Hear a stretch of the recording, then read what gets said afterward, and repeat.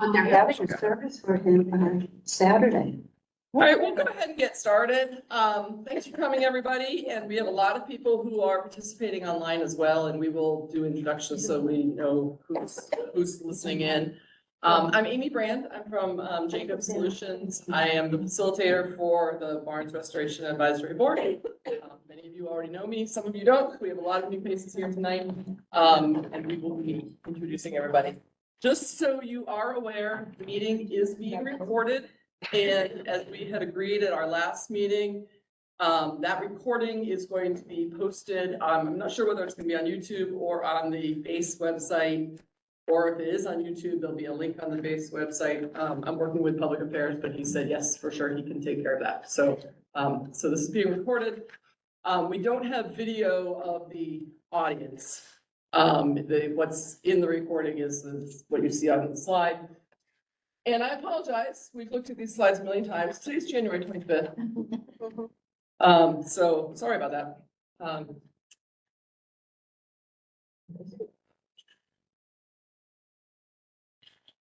There you go, right slide.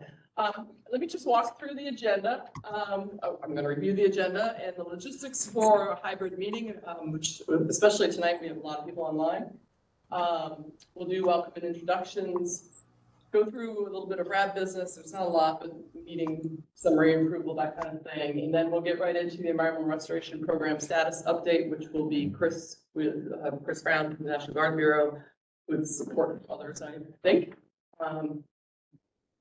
And then we'll have, at the end of the meeting, we'll have public questions and comments and closing remarks. I'll talk a little bit in a minute about how we do questions and responses from RAB members. First, some hybrid meeting logistics. We ask for the folks who are online to keep their video off. It just helps with bandwidth. For the people who are online, you can open the participants list to see who's on the line. To ask a question, RAB members should raise their hand and we'll try to recognize you. And then you can unmute yourself because we have a lot of RAB members online, so we'll let you unmute yourself. And if for some reason you are not recognized because we're scrolling up and down and didn't see your hand, please just go ahead and speak when we get to the RAB member questions. You scroll over your participant list, click on the hand symbol and then unmute yourself. For public participants, so people from the public who are not RAB members, who maybe aren't representing like the National Guard Bureau. What we do for online questions is we type those into the question and answer panel, and then we will read them out and address those at the end of the meeting. So for those folks, click on the three dots in the lower right-hand corner and choose Q&A. Select all co-hosts and type your question, and then we'll address that question at the end of the meeting. For people who are on the phone on WebEx, hopefully you got the presentation either by email or downloaded it from the base website. And if you didn't, you can log in right now to the base website and it is posted. You can use your phone mute button when you're not speaking. Dial *3 to raise your hand to be called on to speak. And then we'll unmute you and you'll receive a prompt to unmute yourself. So meeting guidelines, and I alluded to this a little bit already. RAB members, we have RAB questions and discussion from RAB members who sit here at the table, and many of them are online. We have those at the end of each topic. So you'll see in the presentation a time for RAB member questions and discussion. Again, raise your hand to be called on or go ahead and speak up, take turns, that might be nice. We ask people to observe a 2-minute limit. I don't watch the clock on that. I just want to make sure that everybody has an opportunity to participate and nobody is dominating the conversation if others might have a question. And again, for public participants, if you're online, submit those questions in writing to all co-hosts. For public participants in the room, we'll do those questions at the end of the meeting. So unfortunately, if you have a question earlier on, just try to remember it or type it in your phone or scribble on a notepad, and we'll address those at the end of the meeting. Okay. So we'll do welcome and introductions. The co-chairs are Colonel David Palazzakun from the base, and he is online. And then Kathleen Hillman is the community co-chair, and she's here. So these are members of the Air National Guard team is Colonel Palazzakun, again, the base co-chair. Chris Brown from the National Guard Bureau.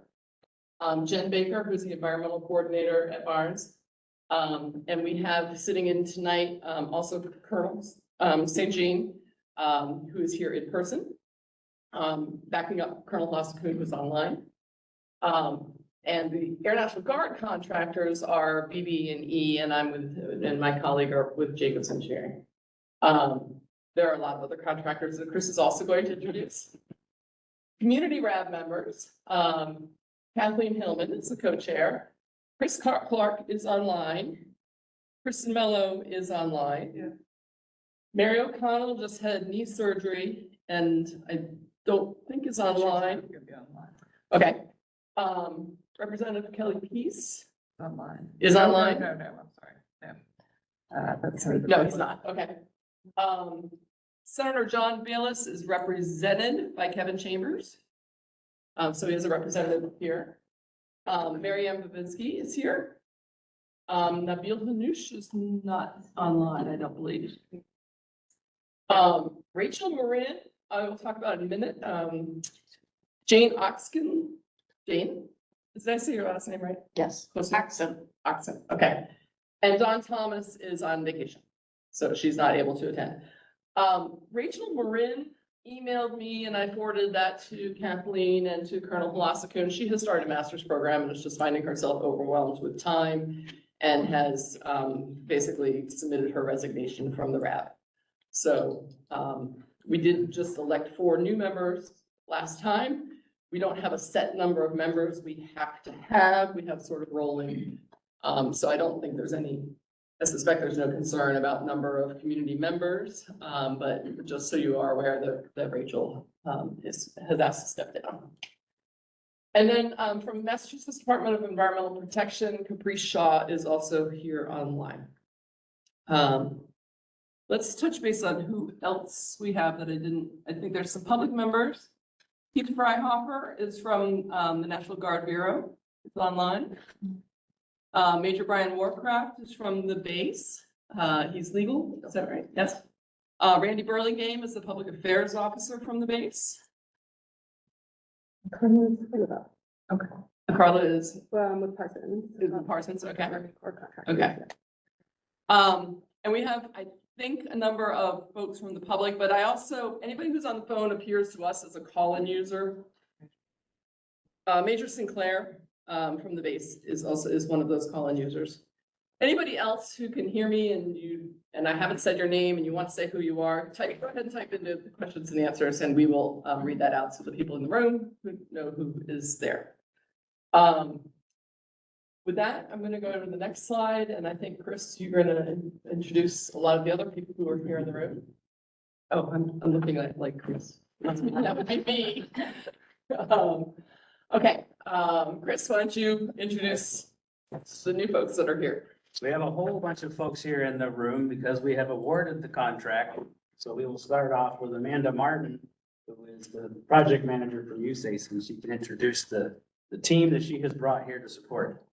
Yeah, I think, maybe everyone can just quickly introduce yourself. So I'm Amanda Martin. I'm the project manager from the Army Corps of Engineers. Yeah, I'm Dan Follin. I'm a senior hydrogeologist at the Army Corps of Engineers. I'm Jennifer Appel. I am a chemist, environmental chemist at the Army Corps. Grace Greenberg, I'm the risk assessor for the Army Corps. I'm Michael Narcissi, a biologist, also wetland and soil scientist. Okay. All right, that's representing the Army Corps of Engineers. All right, then Drew, do you want to introduce? Yeah, hi, I'm Andrew Martin. I'm a contractor to the Army Corps from the PFAS RI. I'm a hydrogeologist with Battelle. I've been there about 25 years and working with PFAS since about 2009. Carolyn Scala, I'm the program manager with the. I'm James Griffin. I'm also with the LJV team. serving as the alternate project manager, the geologist. I'm Max Alanevich.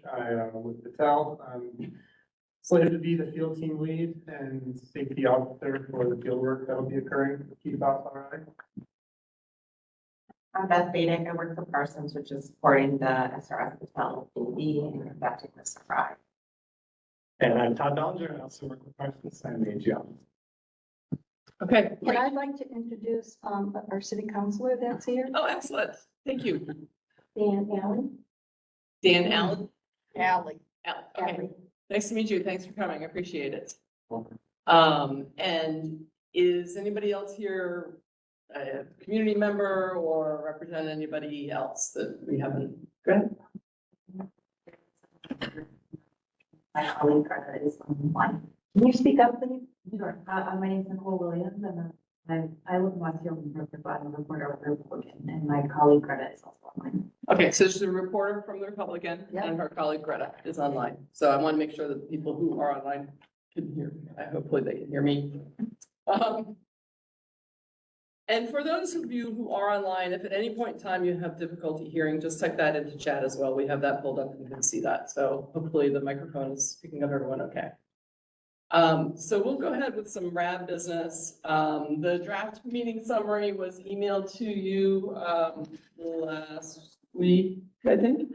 It is posted on the website.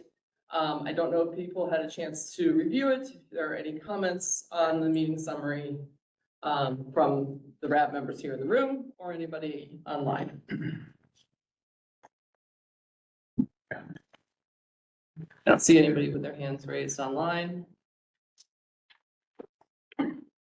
Okay, so can we go ahead and accept the meeting summary as final, and we'll just change the name from draft to final on the website, and it will stay on the website. Okay. Thank you. Our upcoming meetings, we agreed upon the fourth Thursday of the month, every 3 months, January, April, July, and October, with adjustments to be made if need be, based on, I don't know that there's any Wednesday or Thursday holidays, but whatever, if something is coming up, it's, that makes our upcoming meetings April 25th, July 25th, and October 24th. Is anybody aware of any conflicts with those dates? I realize that, occasionally somebody may be on vacation or something like that, but. Okay, so those are our proposed dates. We did, for those of you who were here last time, we met at Westfield State. We had met previously here. Kathleen, I think you reached out to RAB members to see what people preferred, and you got back to me and said, this is the preferred location. So we have gone ahead and booked this, I think, for all three of those, or for the 2 of those dates. April and July. So we will continue to meet here. That's the plan.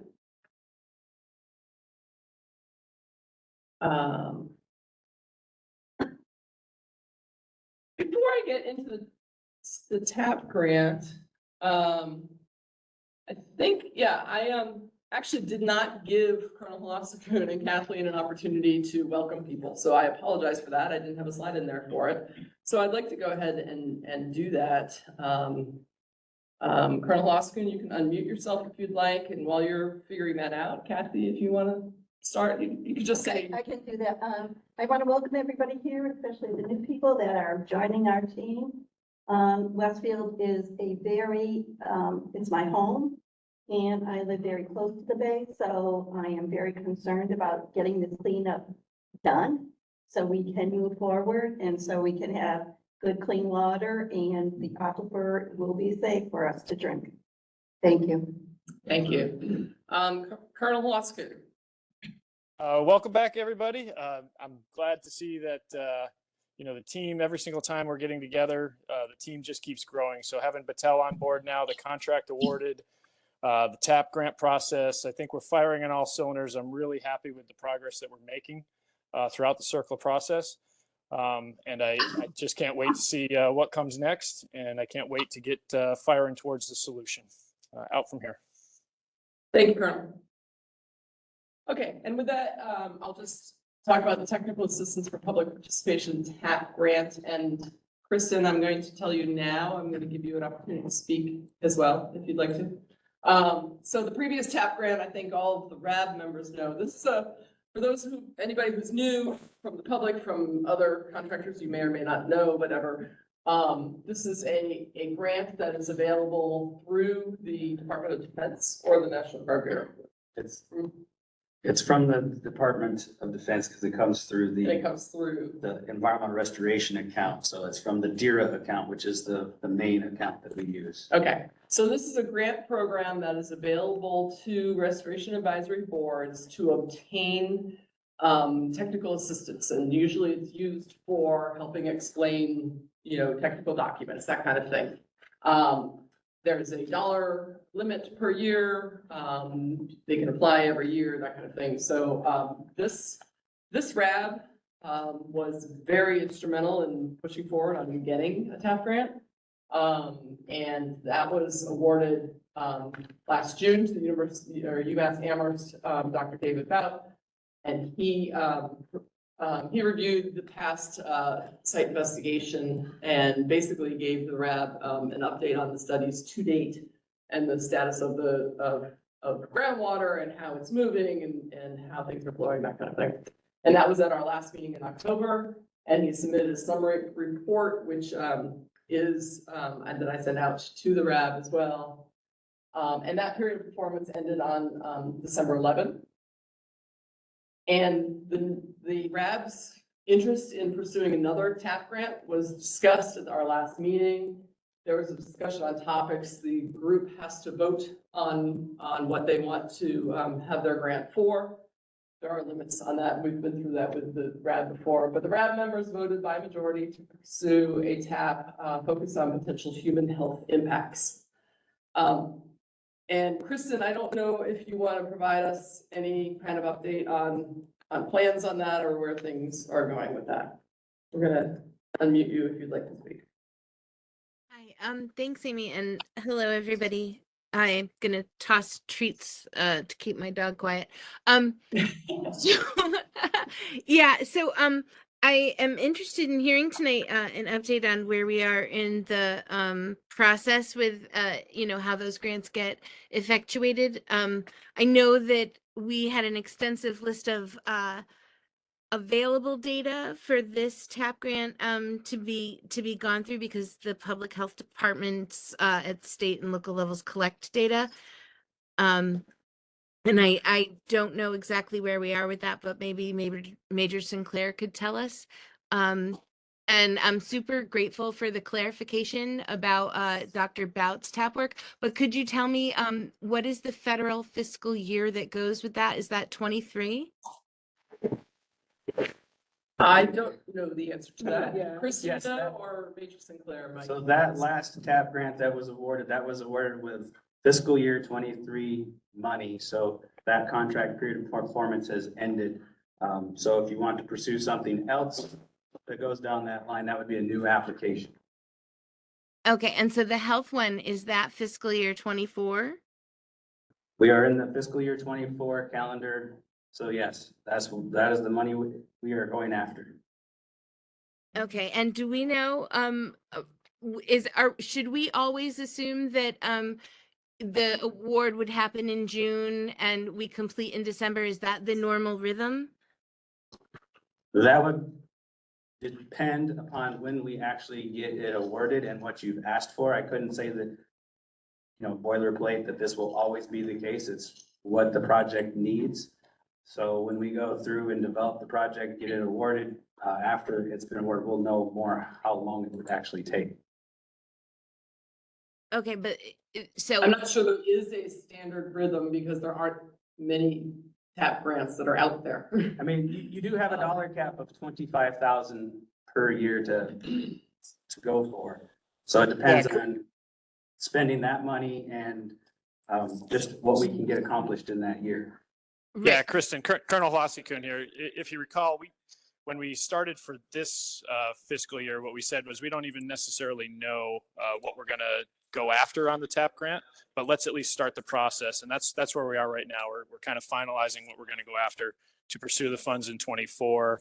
And then the timeline is just going to be the contracting timeline in terms of, completing that, finishing it out, putting it out for bid, and then what comes back is June a possibility? Yeah, it is, but it's also, there's a lot of variables that go into finalizing that, but the goal obviously is to complete it inside of this fiscal year. Right, Which is through the end of September. This FY '24 would have to be awarded. Yes, and I don't want people to get confused, 'cause I was gonna talk about that a little later.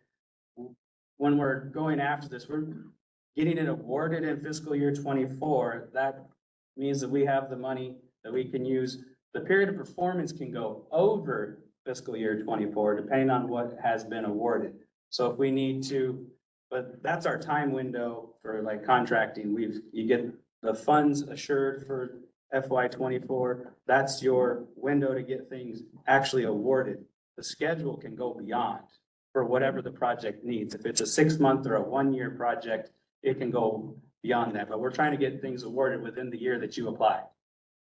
Thanks, Chris. That's what I needed to know. I needed to know about the period of performance because a 6-month window is a very specific, period to ask any professional to do something in, right? Right. Especially when it shows up that quick. But I didn't realize the performance period could be variable. So thank you. Great. Okay. Thanks for being there, Kristen. Thank you. Okay, any other RAB member discussion on the things that we have addressed so far? Anybody raise their hands online? I'm not seeing any. We didn't really get into any meeting topics that too much. And we already. Mary Ann has. Okay, go ahead, Mary Ann. Just for clarification, Mary Ann Babinsky. Thank you. It was mentioned that the second step was voted on, and that was to go for human health and impact. But I thought someone said online just now, and that might have been Colonel, that they haven't decided on a topic or what they're gonna. I think Is that so. Is it gonna be in that ballpark? It's just that they haven't a specific. It's up to the RAB members to decide what you want your grant to address. And so it would be on human health impacts, I think, and because that's what you voted on last time. You haven't submitted the application yet. So if there was a reason to change that before you submit the application, all that has to happen is the RAB members have to vote by majority on what topic you want to pursue. Topic within that human health or another topic? Within environmental restoration. Okay, all right. I might be speaking wrong. Let's see, Chris. This is Chris Brown. I will give you yes, you've properly submitted the application. It is going through the contracting process now. We have to follow the simplified acquisition process because we keep the dollar amount that is beneficial for folks here to keep the dollar amount down because it can follow the simplified acquisition process. So the application has come in, the Colonel has approved it. It has gone on to contracting to do the market research to move it forward so that we can keep moving towards the award schedule. So Okay. what you wrote up last time and what you voted on last time is what's going forward. So to be crystal clear, don't listen to me. Not answer any questions. I should just stick to my job to facilitate. So I apologize for any confusion. The application has been submitted and is going through the process. So sorry about that. All right, thank you. Thanks for your question.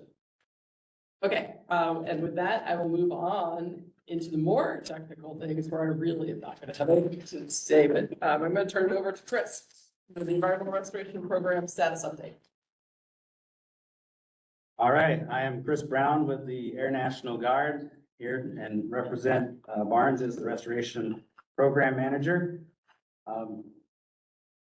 This slide we've seen before, but I've kind of shortened it. This is a summary for those that are new. This is kind of just a summary of all the environmental restoration actions that have taken place over the years here at Barnes. There was 6 sites that have been cleaned up and closed as of 2015. And then we have 1 site that is old. It's in long-term monitoring phase, working towards a permanent solution statement for an area use limitation. And we've discussed that in previous meetings.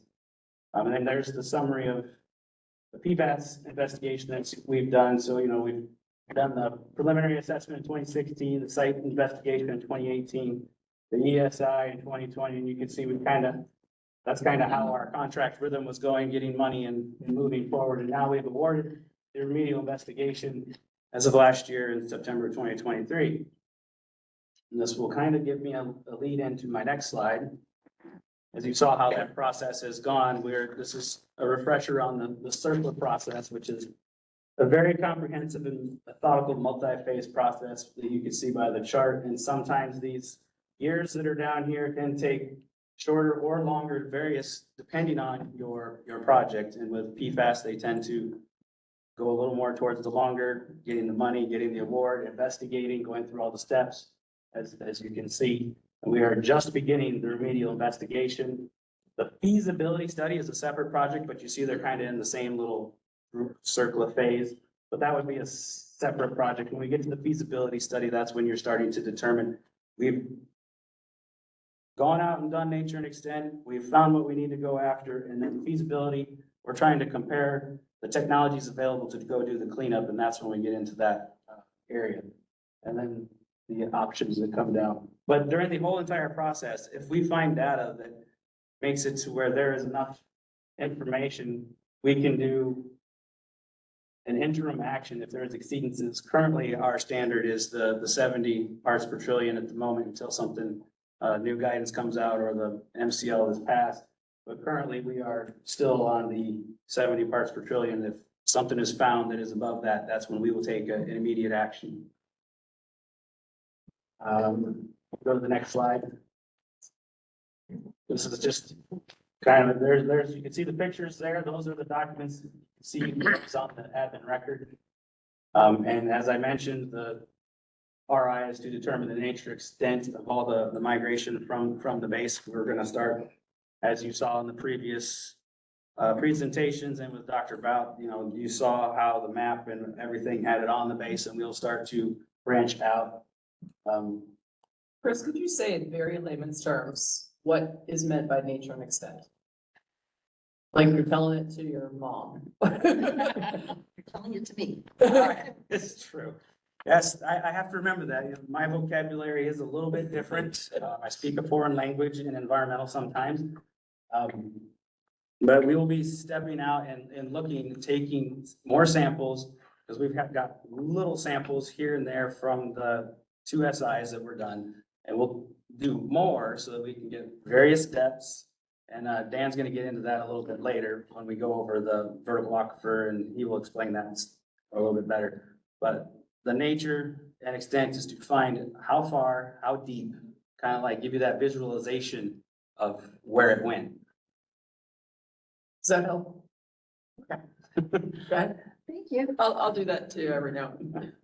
One thing, I guess, let me just declare, try to unmute herself, so I guess Oh, she's trying okay. to speak. Sorry. Go ahead.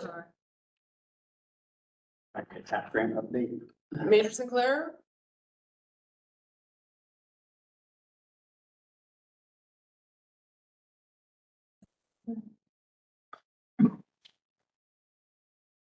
We'll move on, and as soon as she is able to unmute, we will find out what else I said wrong about the tap grant. Okay, Chris, why don't you go ahead? The rest of the slide. Can you hear me now? Sorry, Major Sinclair, thank you. Okay, sorry about that. I was trying to get attention earlier for the TAP grant. It is moving forward. They're just doing like market research, like Chris Brown mentioned. And we're moving forward with the health implications, and we're hoping that it'll be awarded by the April-ish, into April, May timeframe. Great. Pending funding. Great, thank you, Major, appreciate it. Thank you. Sorry about that. No, that's okay. I'm sorry that we didn't get you unmuted earlier. Anyway, Chris, go ahead with the rest of the slide. So as we're moving off to go do the nature and extent, the first step is another historical data, look and see if there's any data gaps, which the team has been doing to develop the UFP QAP, which was one of the documents that you were considering to review before we went after the health implications, but that is kind of the project plan, that is the roadmap, that is what we're going to do, how we're going to do it, and it's kind of an agreement between everyone at the table with the regulators on how we're going to proceed with the investigation. Then, another one of our big things that you'll see coming soon will be the start of field sampling activities. And there's kind of a general schedule as we get going. We kind of talked about this slide a little bit, but here's the picture, because I know you guys asked before, and so if you see at the top, I got the calendar year, which everyone normally thinks of when they're looking at a calendar. But I have to think in a different calendar mode. That's the one with the green, that's the fiscal year. So if you see the green, that is the fiscal year, and that's when you hear me talk about contracts and award and timelines and quarters, that is what I have to operate off, because that's the government's calendar. And that's kind of why I was saying, like, the fiscal year 24 TAP grant, when I'm going after FY 24 money, that's my window to go get the money, get you a project, get it awarded in FY 25. And so that's kind of a visualization of what we were talking about a little bit earlier. And then down below, you'll see, these are the next three big steps that you're gonna be seeing for the RI. And, you know, when we get to the part where we're gonna send the QAP to Mass DEP, we'll also have a chance to review that. And then when we get down to the RI report, you will also have a chance to review that. And just like when we give it to the regulators, there's that 30-day comment period. You will get that at those windows when we get to those parts. And now we will start to introduce our project team. Actually, to cover the objectives of the remedial investigation, if Amanda wants to. Yeah, so this is Amanda Martin with the Corps. I'm gonna quickly talk about the objectives of the remedial investigation. And the first one kind of discussed a few moments ago with Chris, but it's to delineate the nature and extent of PFAS in surface soil, subsurface soil, groundwater, surface water, and sediment. And specifically, we'd be delineating the releases from the Department of Defense. And the next objective is that we want to develop an understanding of the fate and transport of PFAS, including baseline groundwater flow. And I understand that the RAB had some specific questions about fate and transport, specifically related to models. And I think Dan, our hydrogeologist, was going to speak to those questions for a moment, since they're kind of related to this objective. Could you again say in really layman's terms what you mean by fate and transport? Oh, go I ahead. can take that. Yeah. So fate and transport essentially means, once a chemical is released to the environment, how does it get from point A to point B? Does it volatilize in the air? Does it leach down into the ground and into the ground, migrating groundwater? That's really what fate and transport is. And it depends on the chemical type, it depends on the geologic and hydrogeologic setting.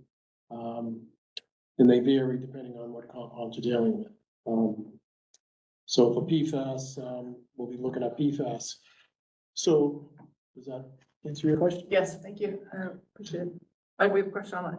No, Kristen did have a question from the last slide. With respect to timing, is it best for Chris and the rest of the team that the community members vote on the TAP grant at the July meeting? Kristen wants to. For the next one, for another one? Let me unmute her and she can elaborate. Oh, you are unmuted. Okay. Go ahead, Kristen. Yeah, for the next one, Chris, is it better for you if we vote in July so that when the next federal fiscal year rolls around, you can just go straight out? I mean, pending approval, assuming that we, choose something that falls within the right guidelines. It probably makes things easier if things line up with a fiscal year. But I would also caveat that also depends with budgets getting approved. But this shouldn't have too, it's a lower dollar amount, so it's not a difficulty. Would they need to close out the previous TAP and have that finished before another one is awarded? No, my understanding of the CFR, which that's where all the rules come from on the TAP grant, we always have to go back to the Code of Federal Regulations, is that it's for that fiscal year. You got the $25,000 limit for that fiscal year. So if you award another project, it's an FY 25, you're just. It could overlap. If you go for two TAPs in one fiscal year, you still have a $25,000 cap. I know the CFR says there's a waiver. I'm not sure if those waivers could be processed fast enough. I don't know if one's ever been done. But once you reach the point to where you need a waiver, we will probably have to go through those types of processes. And that's when you reach the $100,000 cap for the life of the project, or it's 1% of the restoration. Actually, I got it right here. Yeah, so it's $25,000 or 1% of the installation's total projected environmental cost to complete, not to exceed. If we go above those, that's where we have to go after some waivers. Kristen, you had to see, he pulled out his handy dandy Code of Federal Regulations with that section highlighted.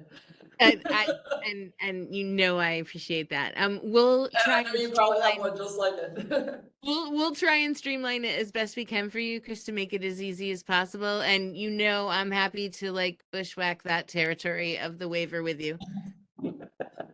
Okay, thanks. Thank you. All right, so I guess we're back to talking about Fate and Transport. So I know there were some questions about Fate and Transport. I don't know if you want to stop and address those now, or if you want to present the rest of the slide and then go back. Yeah, that's fine. Whatever is more comfortable for everyone. I can finish this slide and then we can circle back. So our third objective is to update the conceptual site model to acquire understanding of the PFAS releases, the geologic and hydrogeologic conditions, and migration in the environment. So also related to what Dan was just speaking about. The fourth objective is to define background and establish site-specific PFAS background concentrations for the appropriate media. We'll use those for comparison during the RI. And lastly, the RI includes preparation of a quantitative baseline human health risk assessment for PFAS. And that's, something that someone trained in toxicology would do. So maybe similar to the TAP grant you guys are looking into. Okay. We'll move on and then come back to those questions. Okay, sure. Okay. Chris, is this you on the scope? All right. Oh, no, sorry, this is us. Okay. I didn't see it. There, I just know it's not me. No, so I'm Andrew Barton, Patel contractor at Army Corps here in Willoughby performing field work. So what the field work is going to consist of is, right now we're doing that data gap memo that Chris mentioned earlier. So the field work is going to help fill those data gaps to understand the nature and extent of PFAS. So some of the things we're going to do first is some source area surface sampling. We're going to manage to sample the surface soil, and we're going to develop a grid of each of the potential source areas to identify if there's PFAS in soil there. We're going to analyze that data. If we do see PFAS at certain locations, we're going to maybe step out if we have to delineate it further, and then maybe go deeper if we have to delineate it in the vertical direction as well as the spatial direction. So once we do that information, also going to collect some vertical aquifer sampling. That is to delineate PFAS in groundwater, both in the spatial extent, so in X and Y, and then vertically as well. So what this vertical aquifer sampling has done, we're going to focus on the area between the turnpike and the river. And we're going to drill some wells and collect groundwater samples at discrete depths. So we can how deep it is throughout the whole groundwater column in certain areas. So with all that data, then we'll go back and install some groundwater monitoring wells to understand the full nature and extent of groundwater contamination. And I think we're scoped to do probably, I think it's 48 wells. So there's going to be some shallow wells, some intermediate wells, and some deep wells. And then we're also going to go into the bedrock as well, into the shallow bedrock, to understand if there is contamination in bedrock. If it is in the shallow bedrock, we may expand our investigation in the future to see how deep it goes into bedrock. Did you have, see Dr. Bout's? We did. That's being used right now in the data gap evaluation, taking information from him, as well as any new data that's been collected since that, such as public well supply data. We're combining that with the SI data and the ESI data to develop our data gap memo to know where to collect our samples. Okay. So you have his report and you have access to, his slides, but also, I think you have access to the actual presentation too. And if you don't, we can get you the video from that. So you said from the base to the Westfield River, is that what you're saying? Turnpike. Turnpike. The initial vertical aquifer sampling we're looking at is between the turnpike and the river. Westfield River. The Westfield River. Okay. Yes, ma'am. And do you have to get permission to go on to all Yeah. that land? We will have to do that. I'll be the point person for that. So we will ask the property owner for what's called a right of entry. Okay. And it would explain what we're doing and, you know, why we would need to access their property. And ideally, they would, you know, give us permission before we enter their property. So. And how much is going to be upheavaling their land? Is it a lot? Is it? No, part of our scope would be to return the ground surface to the conditions it was in before we come in. So Okay. if we bring a drill rig in, it might be mounted on a truck or it might be on a track mounted rig. So, you know, it might cause some divots in the ground, but we would, you know, rake out the ruts and plant some grass seed for them to restore it back to the original site condition. And do they have to sign off on that? How is that? Yeah, they would have to sign the right of entry paperwork from the Army Corps of Engineers for us to enter their property.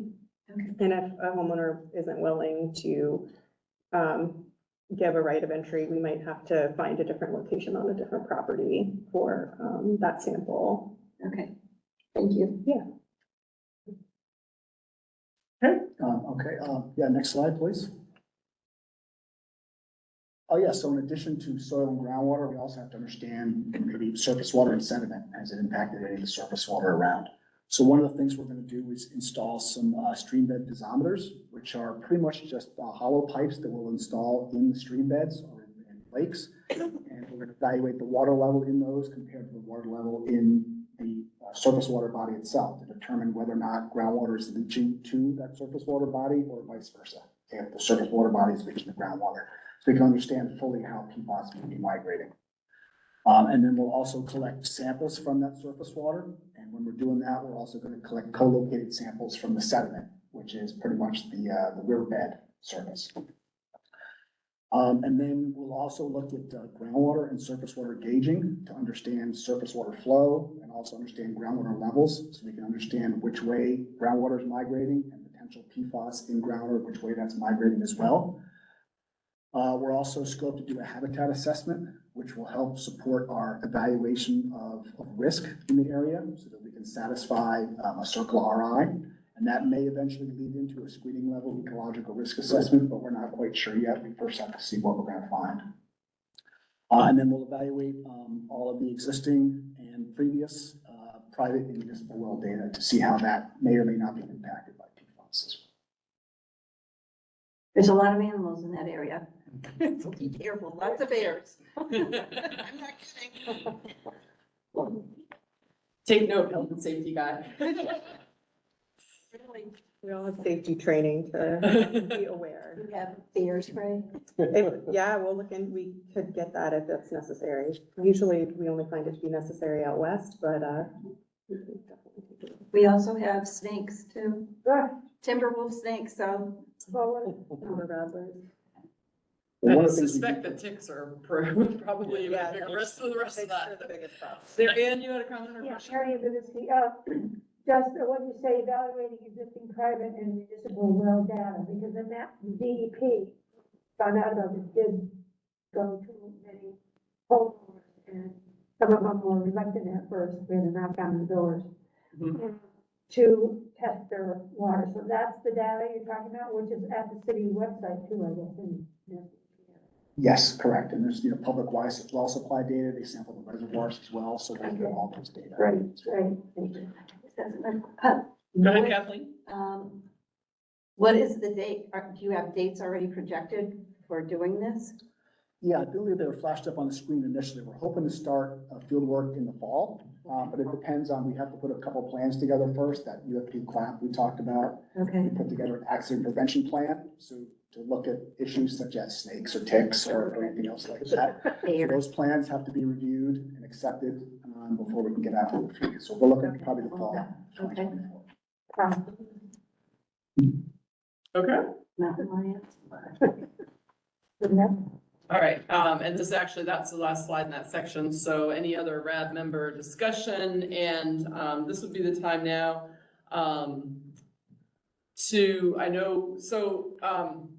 Kristen submitted some questions beforehand, before we developed the presentations, I think, and some of it dealt with some patent transport, which I think those were shared with you, and so I know. Yes. If you could summarize what that question is, or if Kristen could, and then go ahead and address that, that'd be great. So, yes, I read through Dr. Bout's comments and I see these questions here as well. So Dr. Bout mentioned fate and transport modeling, and I think what he's getting at is how was the chemical released? How did it get in the ground? Where did it go? Are people exposed? Are they at risk? And that's essentially what he's getting at. And I wanted to describe what's a conceptual site model versus what a computer model is. They're two different things. So a conceptual site model is a key part of a remedial investigation. All remedial investigations require what's called a conceptual site model. And the conceptual site model, in a nutshell, really is a story. It's a story of how the chemical was released, how it got in the ground, how it got into groundwater, how it migrated into where the extent is now. And that's, we talked about nature and extent. It's the type of contaminant and how far, how deep it's gone. And the conceptual site model starts with the geologic framework. So you kind of look at what's the geology in the area, what's the hydrogeology, where's the groundwater flow going, where does groundwater come from? It comes from rainfall infiltration, comes down the upland areas and comes down into the valley, and then heads towards a discharge, which is like a Westfield River is the major discharge. So you look at all of that, you put all that framework together. So you have a good understanding of the hydrogeology and geology and where groundwater flow is going. And then the next piece is where the contamination was released. It was released in the ground. Did it migrate into through the soil into the groundwater and then migrate with groundwater? And then groundwater, where does it discharge to? It typically discharges towards a surface water body. So hence where Drew and his team are going to be looking at groundwater to surface water interaction, where the groundwater discharges to, and to see if any PFAS is coming out into surface water. So the next part of the conceptual site model is what are the receptors? And receptors can include people working at the base. Could they be exposed to PFAS in the surface soil where it was released by direct contact or something like that? And then other receptors can include groundwater drinking water wells. People ingesting groundwater impacted with PFAS. And the third is surface water, wetlands, and what we like to call bugs and bunnies. Are they being impacted by PFAS in stream beds and fish and other wildlife? And then there's a risk assessment. Risk assessment just means looking at, okay, the chemicals have migrated here. Is there a likelihood that people will be at risk? Either people or those receptors will be at risk. Are they at harm? Could be cause harm by the contamination. So that's another piece of the conceptual site model. And then finally, one of the last pieces of the conceptual site model is once you determine risk, what kind of remedial actions or additional data may be needed. You look at try to figure out what data gaps we might have, and we've got some holes that need to be filled in yet. So this conceptual site model, so then typically you would go out and do some additional testing to fill in those holes or data gaps. So this conceptual site model is like a living document, and it's always being refined, always being improved upon with more data. And so part of that is a fate and transport analysis in the beginning. So getting back to Dr. Bout's concept is a computer model is different in that it can't really be built until you have your conceptual site model completed. But really, the conceptual site model is a key part of a remedial investigation. It tells a story. That's really what folks want to know is, where was it released? Where is it going? Where did it end up? Are people at risk? So that's really what I want to differentiate between was what Dr. Bell was talking about, which is a computer model, which is different than a conceptual site model. So, so we will be doing obviously a conceptual site model for this project. We're collecting a lot of data. We'll go through all of that. We'll sift all that together. We'll have a good understanding by the time we end the RI of where groundwater is flowing, where PFAS is migrating, and what people or environment is at risk. That's good. Great, that was a great explanation of conceptual site model. I've heard others, and that was very good.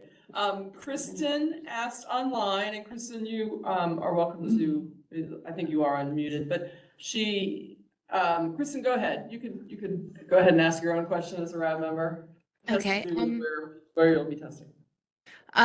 So let me just go back. The question of the conceptual site model, that actually wasn't what I was emailing. What I had emailed was after a discussion with the technical advisor, with Nancy Balkas's technical advisor, had asked me to ask these questions to find out why whether or not a fate and transport model had been made yet. If not, why not?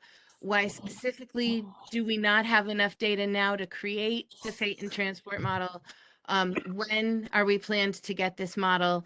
And without that model, how is the QAP going to be made? She felt that we were far along in the process to not have this model in place. And maybe it is in place. I just didn't have the answer. And that's why we asked about that. Dr. Bout's question about the computer model was his question, but my email was about the fate and transport portion. And so that was, okay. does that exist now? Is that dynamic model somewhat put together, like with the data that currently exists? Again, we don't have, so when someone says a fate and transport model, I think a computer model. So maybe that's a little different terminology. We're all trying to understand what each person is, our different languages. So, this language came from an engineer at the Air Force. Okay. I think we're in the very initial steps. The previous investigations have not gotten us to a point to where there is a fate and transport model yet.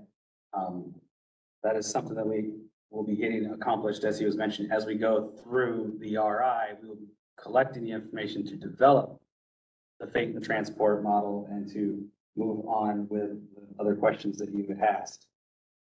Okay, and so then the question that I posted in the chat was, will there be testing west of the runway? Because things go both east and west and south from that runway. So will there be testing of this plume west and west of the runway, north of the turnpike? Because we know those private wells are impacted with PFAS. DEP knows. right, I think we're testing up to Arm Brook, to the west. That's north of the turnpike. And down to the Westfield Road. And to, I can't remember the name of the brook on the east.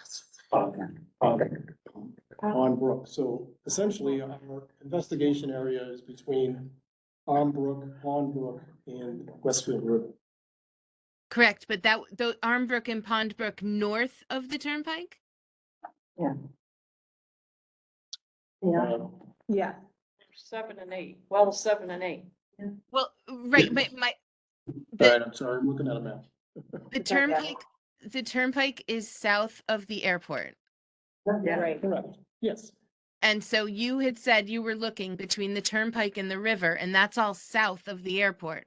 And so my Correct. question is, Yes, are you including sites north of the turnpike and west of the runway? yes, Yes, yes.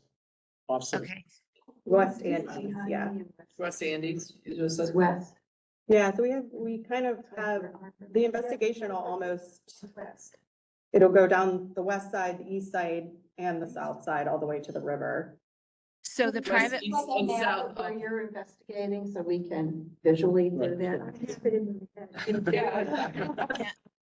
I think we need Yes, to we have, can. Yes. My- it's actually gonna be plotted out. It just hasn't been finalized yet, but Okay. as they're doing the data gap analysis and figuring out where we're gonna step out and go. Oh, to. okay, you So we haven't determined We that. can provide you an update too and get a visual. Well, it's Perfect. being refined. It has to be reviewed by a lot of people before we can release it, so that's. But it's what good would that be- she's asking that question to make sure you're aware of Yep. what we're looking. What your for. concerns are. Yep. No, right, don't and offset also, it.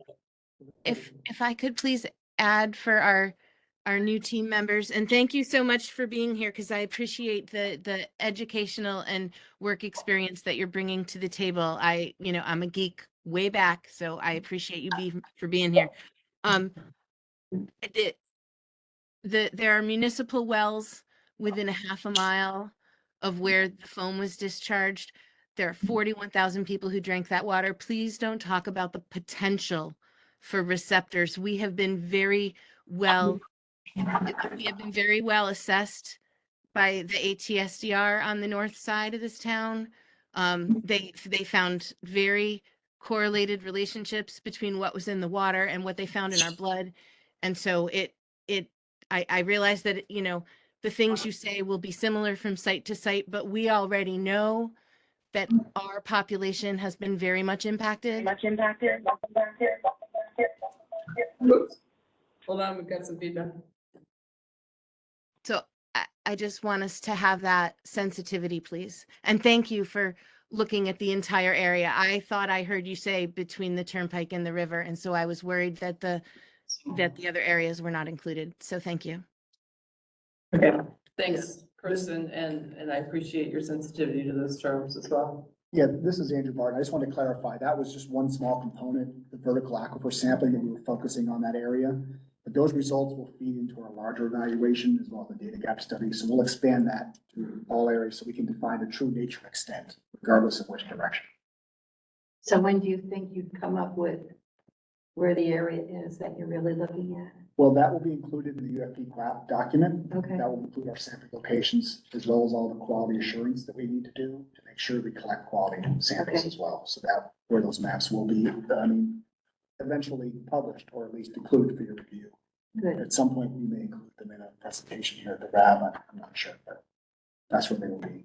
I would hazard a guess there will be maps at future presentations. Yeah. I love visuals. Yes, yeah.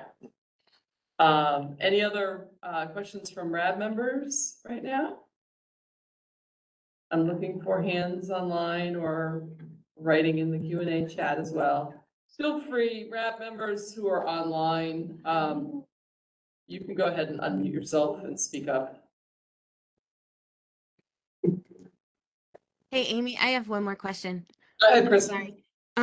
So if we're looking toward Armbrook and down toward Pondbrook, does that mean that the DoD could make the choice of taking the interim remedial action to take over the whole house filters that are on the private wells of Westfield residents that right now are being managed by Mass DEP? And thank you. As we collect data going on through the RI, that may come up, but at this point in time, I don't have much to go on for that. I'm definitely gonna need more data and some legal questions to answer that one.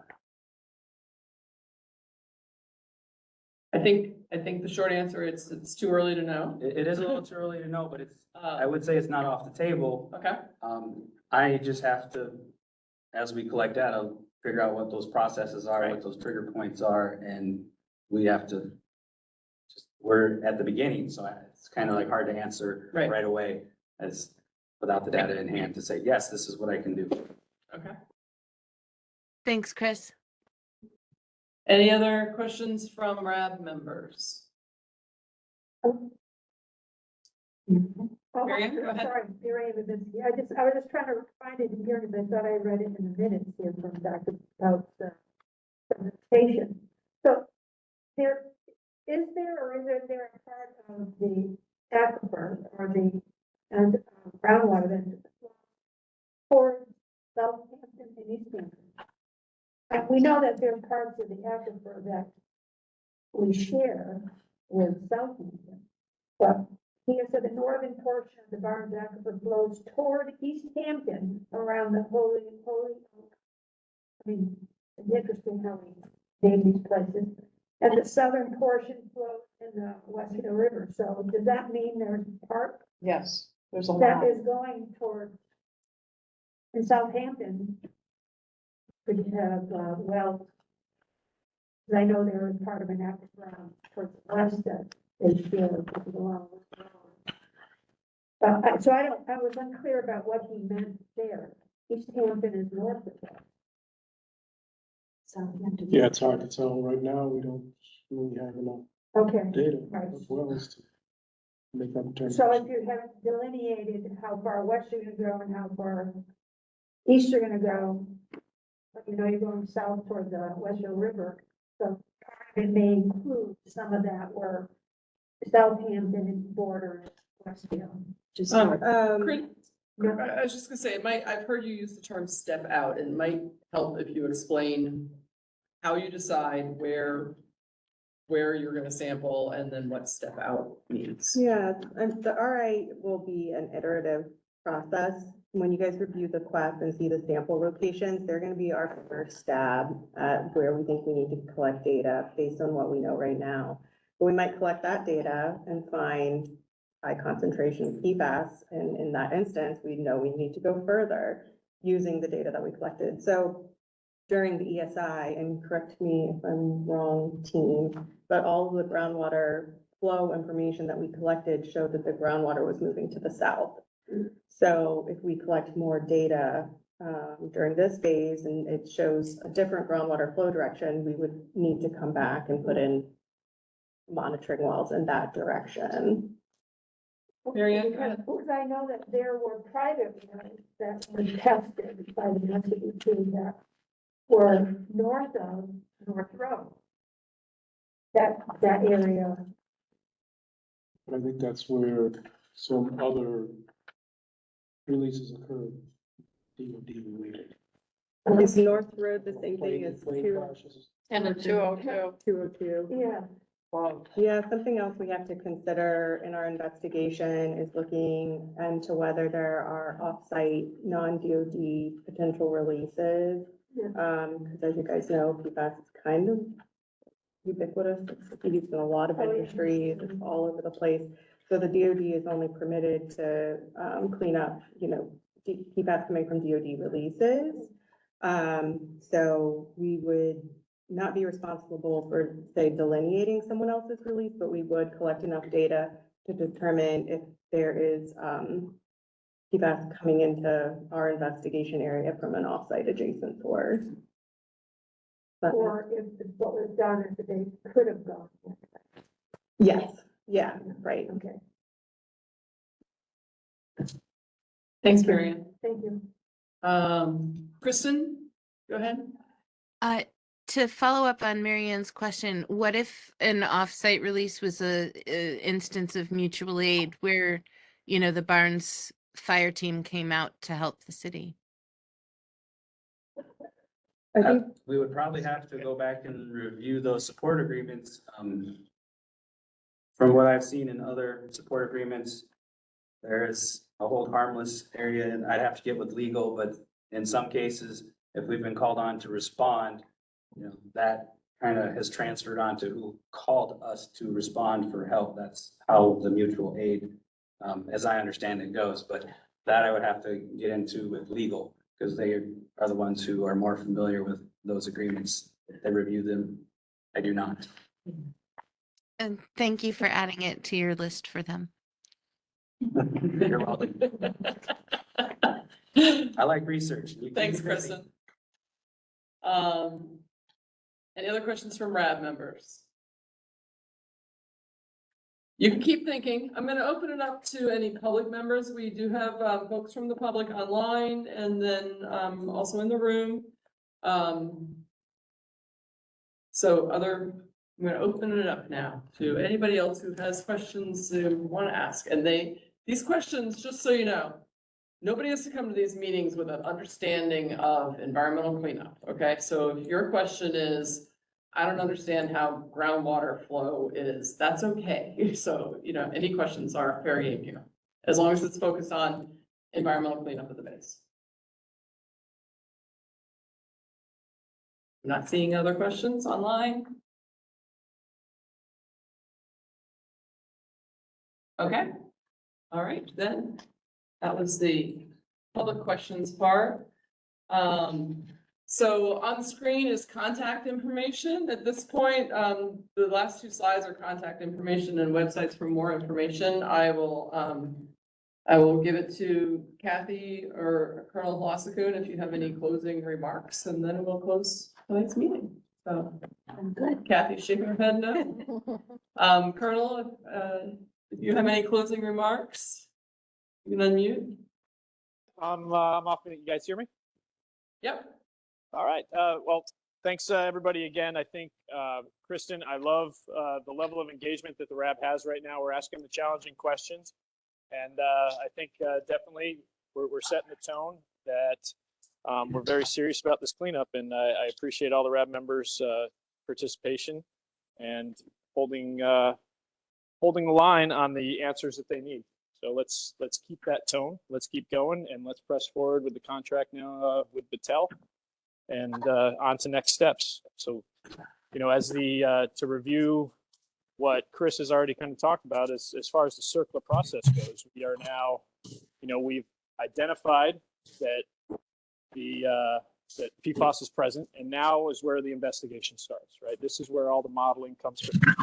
This is where the research and the science really starts happening. So, I think it's a very important time where we are starting to get answers, and now we can start taking action. And that, again, our next steps as a board are to review those actions to make sure that we're working collaboratively to address all the concerns that the community has. So I think we're making excellent progress.